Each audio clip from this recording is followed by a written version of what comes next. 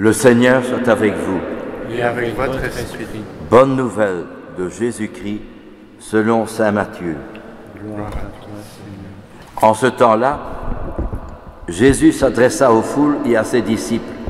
Il déclara: les scribes et les pharisiens enseignent dans la chair de Moïse. Donc tout ce qu'ils peuvent vous dire, faites-le et observez-le. Mais n'agissez pas d'après leurs actes, car ils disent et ils ne font pas.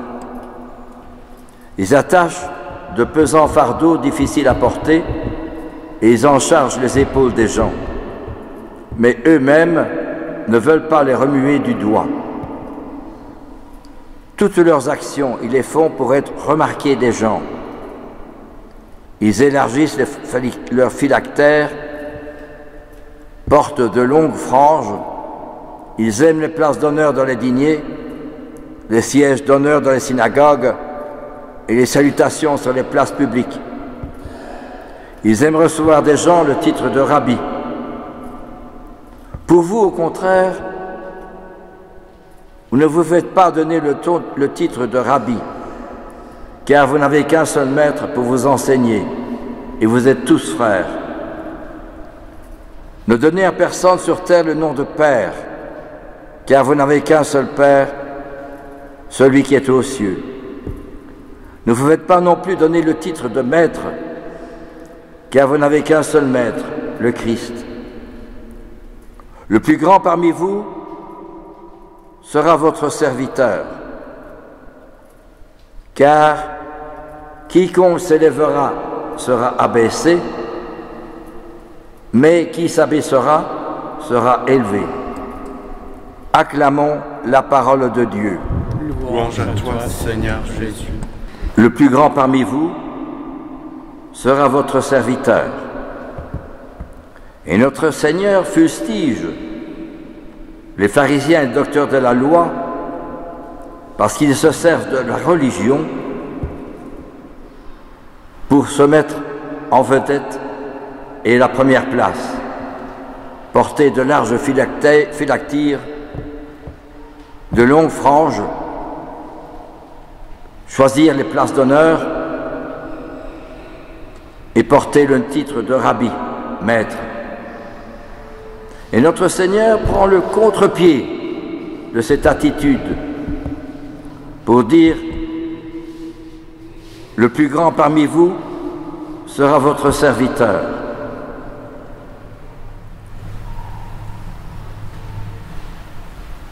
Cela veut dire, pour nous-mêmes, dans ce monde dans lequel nous vivons, il y a encore temps de dire: j'ai raison, j'ai mes idées, j'ai ma façon de voir, et il y a des oppositions, des divergences, alors que, en fait, notre Seigneur vient pour ensembler dans l'unité les enfants de Dieu dispersés. Et la Sainte Messe, à laquelle nous assistons chaque dimanche, est un lieu et un centre d'unité, où Jésus renouvelle son sacrifice de la croix pour rassembler tous les fidèles dans l'unique amour du Père, en versant son sang, en offrant sa propre vie pour chacun et chacune d'entre nous. Et la messe se répartit en deux grandes parties. D'abord, la parole de Dieu, mais en commençant la Sainte Messe, on demande pardon au Seigneur. Je confesse à Dieu Tout-Puissant. Reconnaissons que nous sommes pécheurs. Ça, c'est plutôt rare. Reconnaître que moi, je suis pécheur. Un tel, peut-être, mais pas moi. Reconnaître que je suis pécheur devant le Dieu Tout-Puissant.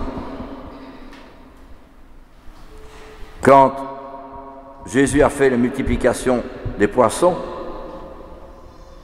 alors que Pierre avait travaillé toute la nuit sans prendre un seul poisson, et Jésus lui dit: jette tes filets, va plus loin.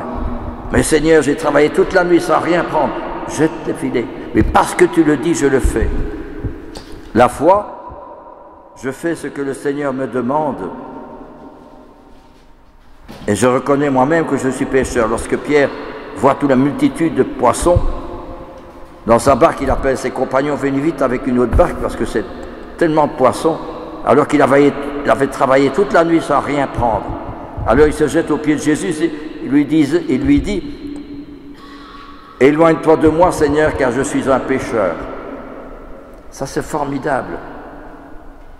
Eh bien, justement, au début de la messe, nous devons, et moi le premier, changer notre cœur. Changer mon cœur. Parce que le monde, c'est l'argent, le confort, le matériel, les plaisirs, la jouissance. Mais notre Seigneur, c'est le contraire. Alors il faut que je me purifie. Et avant chaque messe dans le temps, à la messe solennelle, il y avait l'asperges me. On faisait tout le tour des fidèles avec l'eau bénite. Et quand vous entrez dans l'église, vous trempez votre doigt dans l'eau bénite et vous faites un beau signe de croix. Pourquoi? Parce que c'est pour demander pardon, pour se purifier son âme et demander pardon pour mes péchés. Vous en oubliez cela, mais c'est important. Et puis alors, la lecture. Il faut que je puisse changer un peu ma mentalité pour retrouver la mentalité de Jésus, celle de l'Évangile, celle des prophètes, celle des apôtres, qui est tout le contraire du monde dans lequel on vit. Et il faut du temps. Dans le temps, on avait un missel pour se préparer à la messe. Mais maintenant, je ne sais pas si vous avez un missel, mais c'est important de préparer la messe pour savoir qu'est-ce que Jésus a à me dire. À chaque messe, Jésus a quelque chose à me dire, à moi personnellement. Il s'adresse à moi, il m'appelle par mon prénom, j'ai quelque chose à te dire. C'est ça la foi, hein.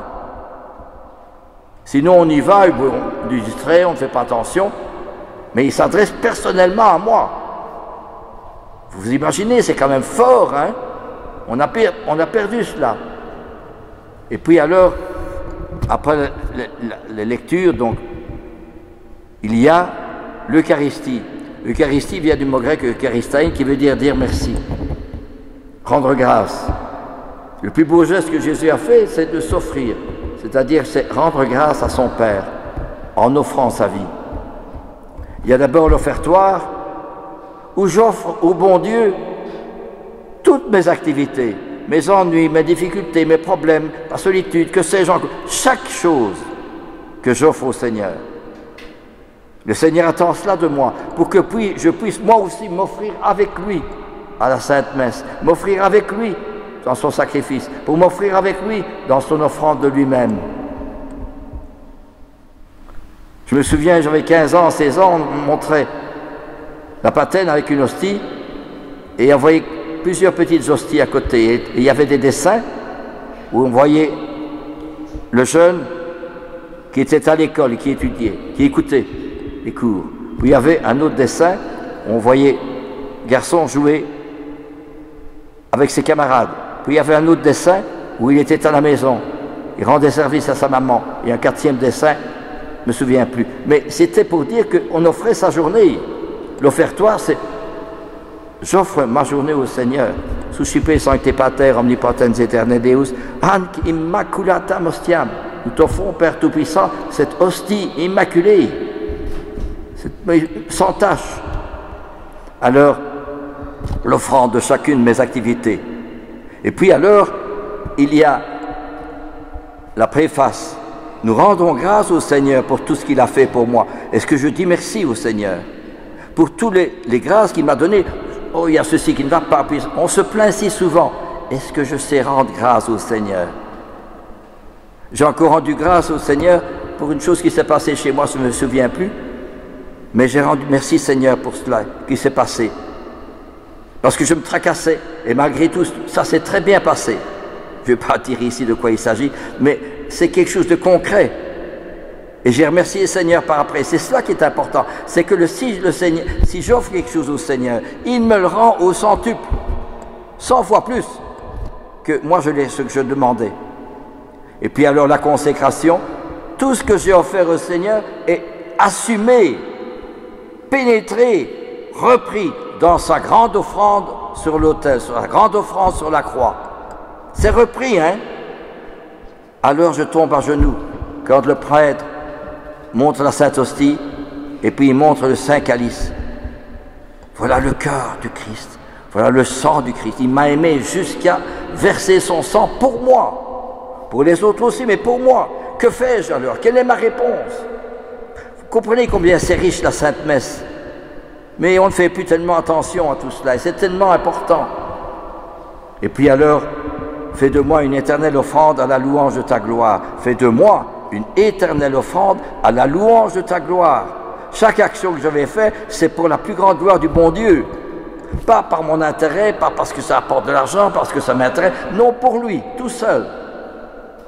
Saint Jean de la Croix disait, Jésus seul, pour lui j'ai tout quitté, mais en lui je retrouve tout. Et alors, tout est assumé par lui, avec lui et en lui, dit le prêtre à la fin du canon de la messe. Le canon, c'est les prières qui ne changent jamais. Et puis alors, après le Notre Père, disons la prière du Seigneur. Pardonne-nous, que ton règne vienne, que ta volonté soit faite. Nous prions d'abord le Dieu, avant de demander pour moi. Et pardonne-nous nos offenses, comme moi je pardonne à tous. Tel m'a dit ceci, je pardonne, parce que dans le Seigneur, il a pardonné. La plus belle parole que Jésus a dite sur la croix, Père, pardonne-leur, car ils ne savent pas ce qu'ils font. J'aurais été à la place de Jésus, je me serais plaint, hein, tout ce qu'ils ont fait, tout le mal qu'ils m'ont fait. Pardonne-leur. C'est une parole formidable quand même. Hein. Et puis alors, après les prières avant la communion. Et la communion, c'est pas aller dire, Seigneur, moi je fais ceci, je vais seulement demander telle intention, il y a ceci, ma santé, ou ceci, ou... Non! C'est me laisser saisir par le Christ. C'est le Christ qui vient vers moi et qui me prend dans son amour, pardon mon âme, dans son amour.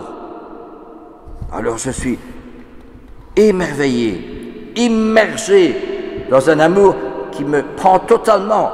Alors vous comprenez, je l'ai déjà dit, qu'il y avait des saints comme Jean-Marie Vianney, le curé d'Ars, et aussi Dominique Savio, le frère Lucien-Marie. Quand après la messe, ils restaient à l'église, ils voulaient rester des minutes, un quart d'heure comme action de grâce, et ils étaient restés 1 heure, 2 heures, 3 heures. Ils étaient subjugués, transformés, illuminés, transfigurés par cette présence merveilleuse de Jésus dans leur cœur. Ils le voyaient, le Seigneur. Ils voyaient le Seigneur à Nazareth, ils voyaient le Seigneur dans sa naissance, ils voyaient le Seigneur dans son apostolat, dans sa mission, dans tous les passages. Ils le vivaient, ils le sentaient, ils le pénétraient. Le Christ était vraiment leur ami, comprenez? Et alors, le prêtre dit, allez dans la paix du Christ, dans la paix, la joie et la sainteté du Christ. Ça veut dire, je suis chargé dans mon cœur de toute cette puissance d'amour du Christ, et je vais rencontrer les autres, je vais faire mon travail par amour de lui, et je vais rencontrer chaque personne avec son amour à lui. J'y vais d'une façon gratuite, désintéressée, parce que je vais vers l'autre pour témoigner de l'amour du Christ, pas avec mon amour à moi, mais son amour à lui. Comprenez combien la messe peut changer toute une vie. C'est pour ça que le Seigneur dit, il fustige les pharisiens qui veulent toujours la première place, les honneurs, être bien vus, des beaux vêtements, etc., et être appelés rabbi, maître. Mais Jésus fustige leur attitude. Il dit, le plus grand sera votre serviteur, qui s'élèvera sera abaissé, mais qui s'abaissera sera élevé. C'est tout le contraire de la société. Vous comprenez ici, je rencontre le Christ, j'ai une toute autre mentalité que celle du monde. Et j'ai une toute autre vie que celle du monde, tout à fait différente. Si je vais à la messe, etc., et que je vis comme tout le monde, j'ai rien compris, hein? Rien. J'ai beau communier, mais j'ai rien compris. Il y en a qui communient 2 ou 3 fois parce que je vais à la messe là, puis là, on a oublié. Ou bien je vais à la messe parce que dans telle église, ça me plaît. Ou bien ça me plaît. Je vais dans telle autre, mais pour qui ou pourquoi va-t-on à la messe? Pour le prêtre, ou parce que ceci, ou parce que ça, ou pour les chants, ou bien pour le Christ? Comprenez, on a tellement besoin de se changer soi-même. La première parole que Jésus dit quand il commence son ministère, « Convertissez-vous et croyez dans l'Évangile. » Alors le Seigneur dit aux prêtres, « Si vous n'écoutez pas, si vous ne prenez pas à cœur de glorifier mon nom, j'enverrai sur vous la malédiction. » Aux prêtres, j'ai peur d'avoir la malédiction. Vous savez que le curé d'Ars, il voulait partir dans un monastère.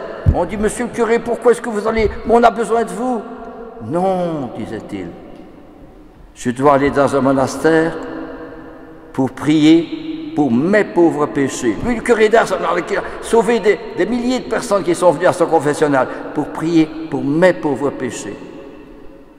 Vous savez, comme Pierre, quand il tombe aux pieds de Jésus, quand il a fait les miracles des poissons, bien, Jean-Marie Vianney, le curé d'Ars, il a tellement sauvé d'autres, mais qui tombe à genoux aux pieds de Jésus, « Jésus, je suis un grand pécheur. » Lui, c'est un curé d'Ars, alors et moi, et chacun d'entre nous. Est-ce que j'écoute ce que le Seigneur a à me dire? Quand je quitte l'église, quand j'ai communié, est-ce que j'ai écouté ce que le Seigneur a à me dire? Il a une parole pour moi, personnellement, pas pour les autres, pour moi. Et il m'appelle à la vivre, cette parole-là. C'est ça la foi. Et alors, ce que saint Paul dit aussi, « J'ai été pour vous plein de douceur, comme une mère qui entoure de soins ses nourrissons, avec une telle affection que j'aurais voulu donner ma vie pour vous. » Ça, c'est formidable. Un cœur qui est transformé par l'amour du Christ. Caritas Christi urget nos. L'amour du Christ me presse. Parce que j'ai envie de donner ma vie pour l'autre, pour ceux que je rencontre. Tellement cet amour du Christ me presse. C'est pas moi qui vais aimer l'autre, c'est le Christ à travers moi qui aime l'autre. Et ma famille, mes enfants, ils ne vont plus à la messe, etc. Mais qu'est-ce qui fait l'essentiel? C'est triste qu'ils n'aillent pas à la messe et qu'ils oublient aujourd'hui, et Dieu, qui est-il? On ne sait plus ce que c'est que Dieu. Eh bien, c'est une charge, une responsabilité qui m'est donnée de pouvoir prier pour ceux-là et d'offrir mes activités pour eux. Alors, il y a une union entre Jésus à l'autel et moi-même. Il y a une fusion. Ce n'est plus moi qui vis, c'est le Christ qui vit en moi. Voilà, frères et sœurs, ce que peut nous dire la Sainte Messe à partir de ce bel évangile que nous avons entendu, qui est justement le plus grand parmi vous sera votre serviteur. Alors on est petits frères et petites sœurs du cœur de Jésus. Dans le cœur de l'Église, je serai l'amour.